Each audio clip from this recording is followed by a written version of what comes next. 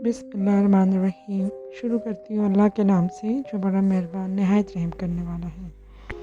Welcome to scary story with Simi Khan. जी तो viewers, कैसे हैं आप सब? उम्मीद करती हूँ आप सब खैरियत से होंगे।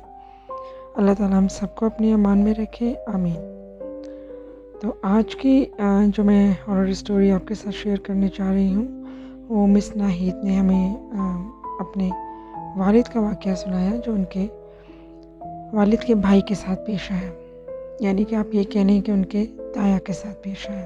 तो आइए वाक़या स्टार्ट करते हैं। वाक़या कुछ यूँ है, वो बताती हैं कि मेरे ताया शहर में जॉब करते थे और हमेशा वो वीकेंड में उनका चक्कर लगता था, या फिर यूँ कह लें कि वो महीने बाद ज़रूर अपने आबाई घर जाते थे। इसी तरह कोई महीने बाद उनका अपने घर चक्कर लगा। उन्होंने सारे कामों से, वो बताते हैं, फारिग होते होते मुझे शाम हो गई। शाम के लगभग कोई असर के बाद मैं अपने गांव की तरफ रवाना हुआ। शहर से गांव का फासला 5 से 6 घंटे का था। वो कहते हैं मैं अपने सफ़र पर रवाना हो गया। कोई लगभग मगरिब के बाद का वक्त होगा। आबादी बहुत कम थी जहाँ से मैं गुज़र रहा था। वो बताते हैं कि छोटे छोटे गांव थे, उनको मैं क्रॉस करते हुए जा रहा था। तो क्या देखते हैं कि रास्ते में एकदम उनको दूर से बीच सड़क में कुछ चीज़ खड़ी हुई नज़र आती है। कहते हैं मेरी गाड़ी की स्पीड लगभग 100-110 के करीब होगी। मैंने एकदम अपनी गाड़ी की स्पीड को थोड़ा कंट्रोल किया कि न जाने बीच सड़क पर कौन है। जैसे ही मेरी गाड़ी करीब आती गई तो क्या देखता हूँ कि सड़क के बीचों बीच एक खातून खड़ी है और हाथ के इशारे से रोकने की कोशिश कर रही है। वो देखने में बिल्कुल एक नॉर्मल औरत लग रही थी, इसलिए ताया जी ने गाड़ी बिना किसी खौफ के रोक दी। गाड़ी रोकने के बाद उन्होंने उस औरत से पूछा कि आपने कहाँ जाना है, खैरियत है, आप इस टाइम यहाँ क्या कर रही हैं? उस औरत ने उनको अपनी मजबूरी बताई तो उन्होंने उनको गाड़ी में बैठने को बोला। उन्होंने कहा कि मैं आपको आगे तक छोड़ दूंगा। ताया जी के इतना बोलते ही वो औरत पीछे का दरवाज़ा खोलकर गाड़ी पे बैठ गई। गाड़ी चलाते हुए ताया जी ने इस औरत से कहा कि वैसे बहन जी, आप यहाँ अकेले कर क्या रही थी? क्या आप कहीं जा रही थी? उनकी इस बात पे उस खातून ने कोई जवाब ना दिया। फिर ताया जी ने दोबारा उस औरत से पूछा कि आप अपने किसी रिश्तेदार से मिलने जा रही थी? उस औरत ने फिर कोई जवाब ना दिया। ताया जी बार बार उस औरत से बात करने की कोशिश कर रहे थे, लेकिन वो औरत ताया जी की किसी बात का जवाब नहीं दे रही थी। उस औरत का ये बर्ताव देखकर मेरे ताया जी को बहुत अजीब लगा और उन्होंने जैसे ही बैक मिरर से पीछे की तरफ देखा तो वहाँ पर उनको कोई नज़र न आया। वो हैरान हुए और उन्होंने पीछे मुड़ के बजाते खुद जब देखा तो गाड़ी की बैक सीट पर कोई औरत ना थी। अचानक वो कहाँ गायब हो गई उनको समझ ना आई, जबकि गाड़ी अपनी स्पीड पर दौड़ रही थी। ये देखते ही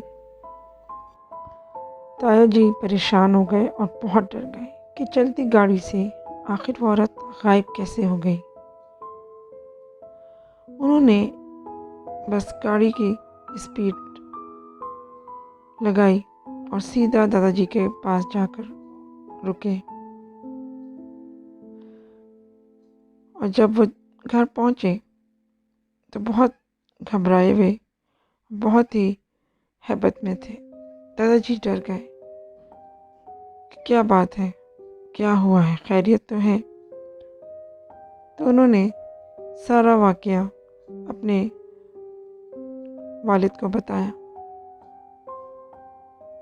दादाजी ने उनको सर्जिश की कि तुमने आखिर उस औरत को अपनी गाड़ी में बिठाया क्यों, और कभी भी रात के टाइम किसी अनजान इंसान को गाड़ी में नहीं बिठाना चाहिए।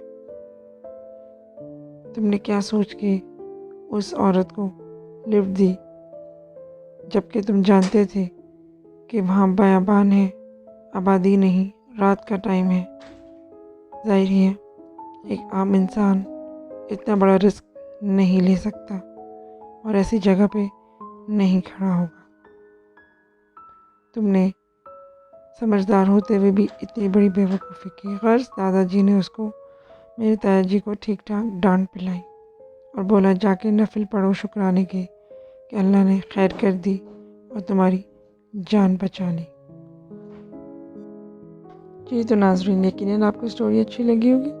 चले आए, आज आपके साथ मैं दूसरी स्टोरी भी शेयर करूँगी। तो आइए वाक़या स्टार्ट लेते हैं। ये वाक़या बताती हैं कि मेरे चाचा के साथ पेश आया। वाक़या कुछ यूँ है। चाचा की उम्र उस वक्त लगभग 15 से 16 साल की रही होगी। वो कहते हैं कि मेरे वालिद काम करने के लिए खेतों में जा रहे थे, तो मैंने भी अपने वालिद से ज़िद की कि मैंने भी आपके साथ खेतों में जाना है।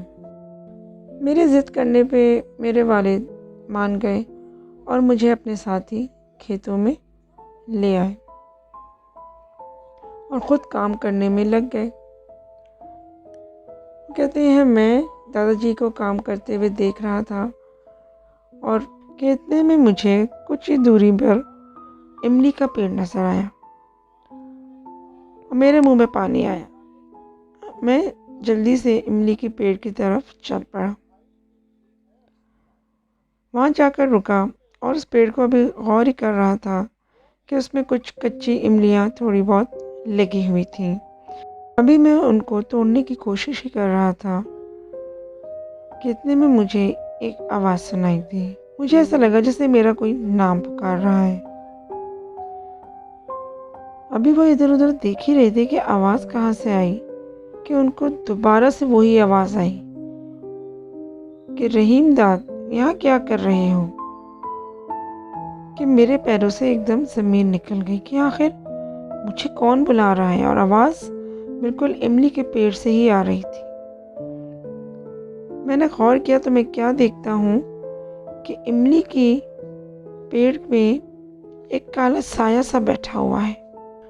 जैसे ही मैंने उस साए को देखा, मैं डर के पीछे की तरफ दौड़ा कि मुझे इतने में फिर आवाज़ आई, रहीम दाद, कहाँ भाग रहे हो, रुको, इमली नहीं खाओगे।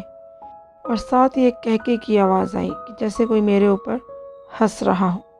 मैंने पीछे मुड़ के नहीं देखा और भागता हुआ अपने वालिद के पास दौड़ा। वहाँ पहुँच के सांस लिया। वो भी घबरा गए कि क्या बात है बेटा। मैं पसीने में शराबोर था। मैंने अपने वालिद को सारा किस्सा बताया। उन्होंने फ़ौरन मेरा हाथ पकड़ा और घर की तरफ चल पड़े और बोले कि तुम्हें मैं इसीलिए मना करता हूँ। तुम्हें किसने बोला था कि तुम इमली के दरख्त के पास जाओ और इमली तोड़ो। वालिद ने मुझे डांट पिलाई। खैर अल्लाह का शुक्र है, उसके बाद कोई ऐसा वाक़या मेरी लाइफ में तो ना हुआ, लेकिन ये वाक़या जो एक हकीकत है और आज भी मुझे याद है, और जब मैं सोचता हूँ तो मेरे रोंगटे खड़े हो जाते हैं।